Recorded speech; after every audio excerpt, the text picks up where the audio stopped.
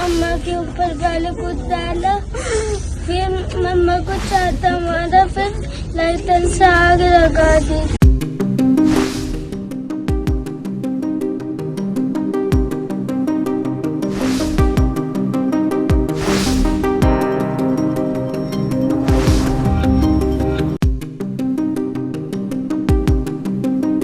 Greater Noida में निक्की नाम की एक महिला को दहेज उत्पीड़न के चलते पहले बेरहमी से पीटा गया और फिर जिंदा जला दिया गया।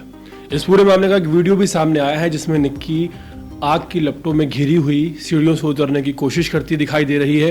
वो किसी तरह खुद को इन दहेज के भूखे भेड़ियों से बचाने की कोशिश कर रही थी।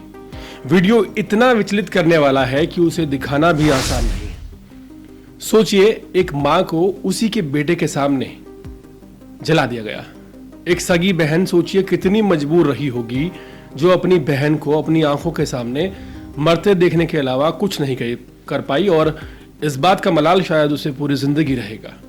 ग्रेटर नोएडा से एक दिल दहलाने वाली खबर सामने आई है जहां दहेज के लिए एक महिला की हत्या कर दी गई। सोशल मीडिया पर सामने आया वीडियो में साफ दिखाई देता है महिला जलती हुई हालत में सीढ़ियों से नीचे उतर रही है और दर्द से तड़प रही है। यह घटना उसके बेटे के सामने हुई है जिसने सब कुछ अपनी आंखों से देखा।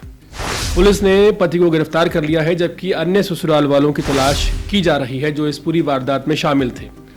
मृतका का नाम निक्की था। उसकी शादी 2016 में सिरसा गांव में हुई थी। निक्की की बड़ी बहन कंचन की भी शादी उसी परिवार में हुई थी। कंचन ने बताया कि शादी के कुछ ही महीनों बाद से दहेज को लेकर उत्पीड़न शुरू हो गया।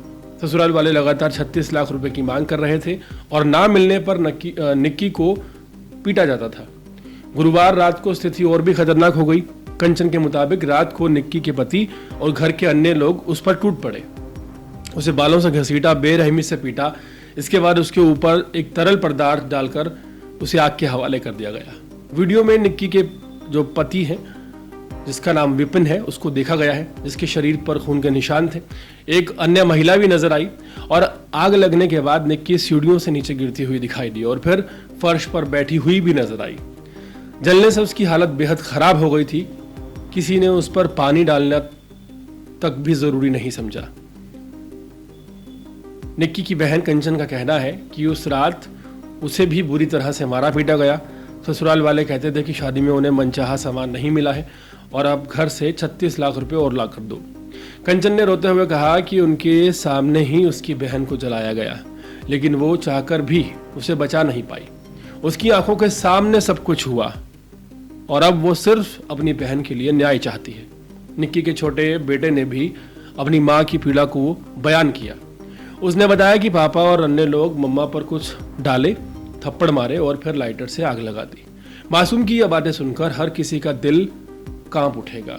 घटना की जानकारी मिलने के बाद पुलिस तुरंत अस्पताल पहुंची।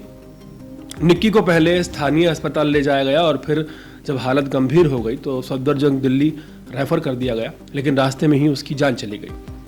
पोस्टमार्टम के बाद शव परिजनों को सौंप दिया गया है। पुलिस ने कंचन की शिकायत पर उसके पति विपिन समेत ससुराल के कई लोगों के खिलाफ केस दर्ज कर लिया है।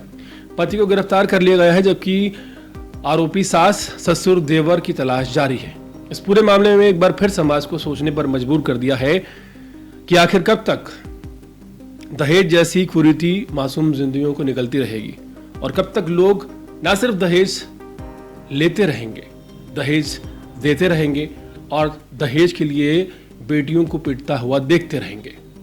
एक बड़ा सवाल यह है कि जो लोग दहेज देते हैं वो तो दोषी है ही जो लेते हैं, लेकिन जो देते हैं, जो इस बात का समर्थन करते हैं, वो एक बड़ी वजह इस पूरे मामले में सामने आती है।